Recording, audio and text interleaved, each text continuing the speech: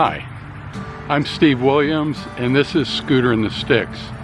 I recently bought a 2004 Vespa ET4 that you can see back here, and as I was looking it over, I realized that there are a lot of challenges when buying a used Vespa. There are a lot of different things that you may not recognize and problems you may not understand, so I thought I'd make this video to help give you an idea of where you might start if you're looking at a used Vespa. So, let's take a look.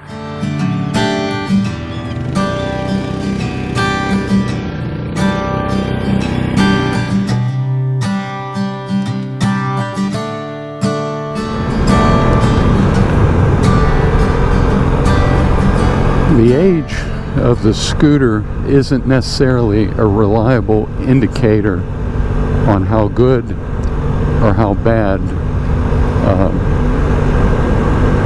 a scooter may be. So much depends on how it was stored, how it was cared for, but age alone isn't a flag for me. The ET4 I'm riding right now is 18 years old, and I'm fortunate to know the history of this particular scooter. I wouldn't necessarily use age as a determining factor, because I've seen 2007 Vespa GTS scooters that were in far better condition than 2017 models, and it's solely because of how they were used, abused, cared for, or not cared for.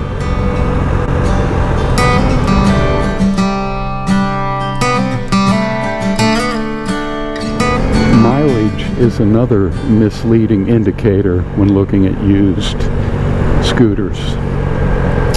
You may find a 2010 Vespa with 1,500 miles on it and think, oh my God, what a great bargain this is. But with only 1,500 miles on the scooter, that means it's pretty much sat most of its life. And even though everything could look good on it, there's a lot of things that could happen with parts, corrosion, gumming up of fuel systems, things like that. So it's entirely possible that a 2010 Vespa with 25,000 miles on it may be a better deal for you, because it's been more than likely ridden, used, and serviced. Because machines tend to function better when they're used.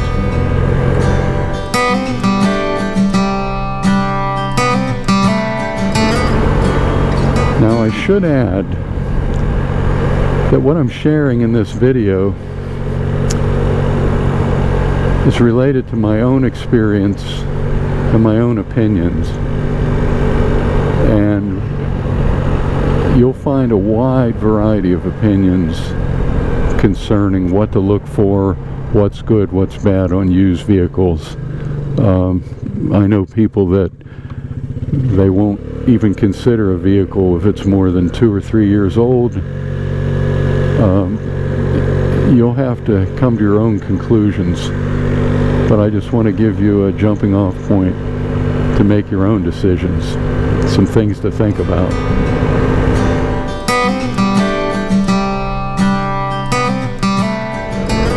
The vehicle history is something else that can really help you make an informed decision. Now, as I said, I know the history of this ET4. It was purchased new by my friend Paul. He rode it for 4 years, cared for it, and sold it to my father-in-law, Bob, who rode it from 2008 until about 2017. until health problems got in the way of his riding. So it sat in his garage from 2017 until just recently when I got it. So that tells me some things about how it was used and what I may be looking at in terms of making the scooter safe and reliable. Now, you're not always going to have such a clear history, and you're going to have to take with a grain of salt or a leap of faith what a potential seller might be telling you about the scooter. So, as much as you can, find out what they can tell you, any service records they might have, things like that, so you have a better idea of what you're looking at.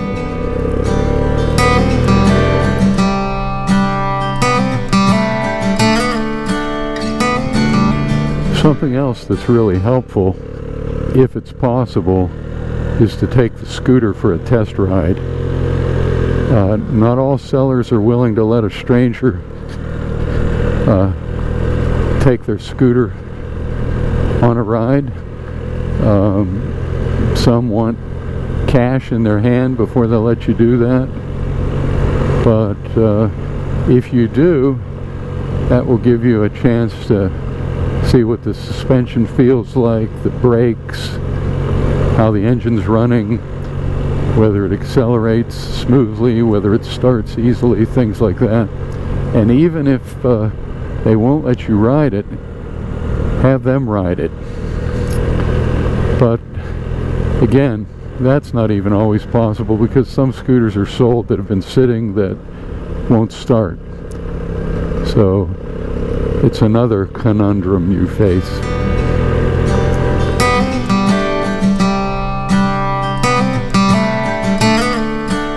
Something else that you want to keep in mind when you're looking for a used Vespa, especially the modern ones, are you want to make sure the seller has the master key.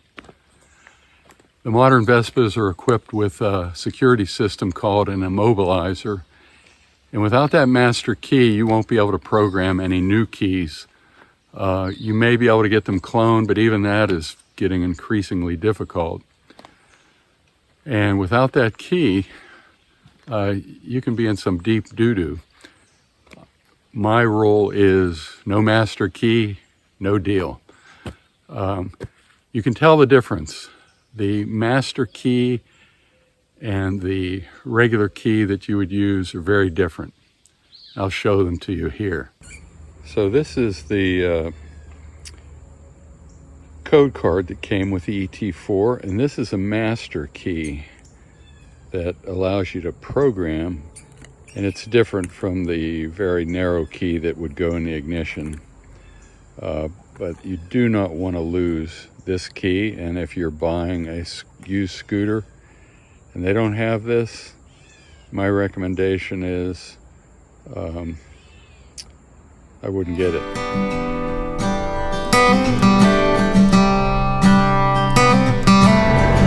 Probably the most difficult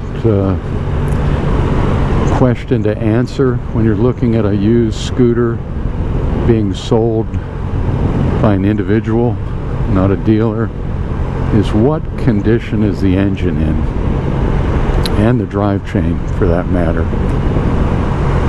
And often, you know, unless you're an expert, you're not going to be able to tell. And I'm no expert when it comes to all things mechanical on Vespa scooters. I know a little. I know how to do a few things, but I am an enthusiastic amateur at best. So the way I would approach things is I would pull out the pet carrier to examine the engine. You may ask, what's the pet carrier? It's the container underneath the seat that used to be a joke because Piaggio put a sticker that said no pets, because I guess people with little toy animals would put their little chihuahua or something under the seat and proceed to cook it under there. So that's why it's been called a pet carrier. But you pull that out and you can see the engine, so you can take a look at how clean or dirty it is, any cracks in fuel lines or vacuum lines, any stray wires that look like they're rubbing raw or been burnt or things like that. But aside from that, you have to rely on how does the engine sound, if you can get it started. And often, as I said, the battery may be dead, so you're not going to get it started. And especially if it's been sitting a long time, there may be no fuel in it, and things like that. So with that kind of scooter, you're taking a leap of faith on whether this is something you want to undertake. With the drivetrain, the constant velocity transmission on the Vespa is belt driven, and you can often hear if it sounds bad. Again, the engine has to be running, you have to be moving a little bit, or at least revving it on the center stand. But one of the rules of thumb I have is the belt hasn't been changed in 5 or 6 years. Because it's rubber, I'll change it regardless of how many miles are on it. And if I don't know the history of the belt, I'll just change it. And again, all these things add expense to the good deal that you're thinking you're getting on a used Vespa.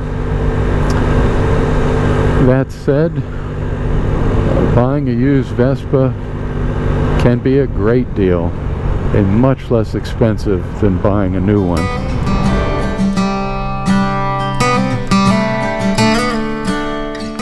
So there's an awful lot to consider when you are buying a used scooter.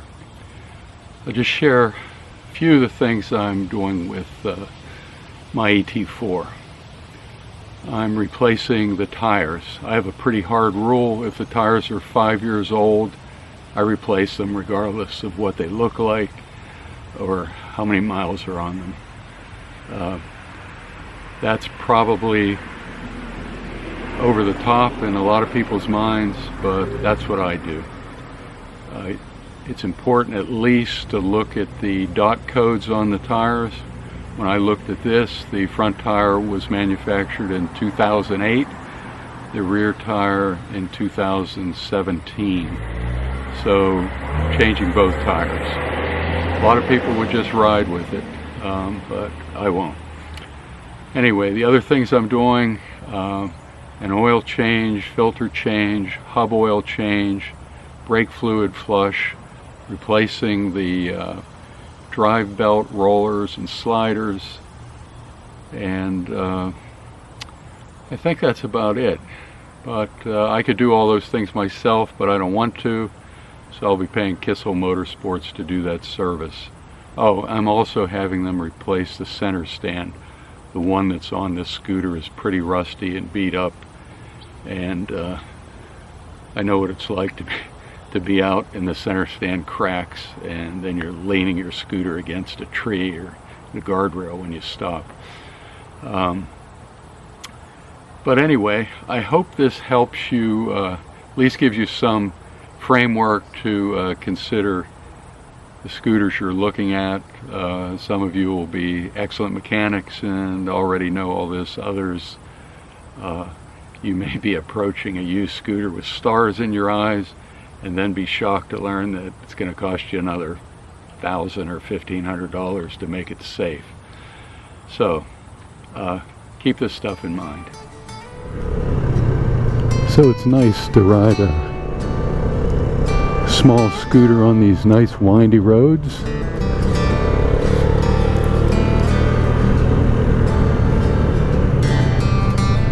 And I hope if you find a used scooter yourself, that you have as much fun on it as I do on mine. So until next time, be well, ride safe, and this is Scooter and the Sticks.